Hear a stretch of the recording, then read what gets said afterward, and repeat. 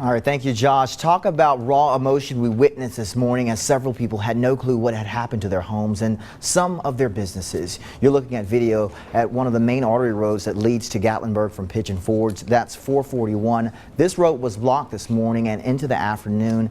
Emergency service personnel were the only ones allowed down that road. I had the opportunity to speak with several people who say they lost homes and businesses. Totally engulfed. Nothing we can do. All of our stuff, everything is gone. 25 years I've lived here and I've never seen anything like it. Never. It's so sad. It is. It's just so sad. I don't know what we're going to do. It's okay. Now, some folks still don't know the extent of the damage, like Josh said, to their property in Gatlinburg. Now, coming up on the news at 6, we'll hear more from these individuals as well as others who nearly made it out of their homes before the fire started burning. Now, Carissa Winstead continues our coverage in Gatlinburg on the Gatlinburg wildfires team coverage with what's happening in Pigeon Forge tonight.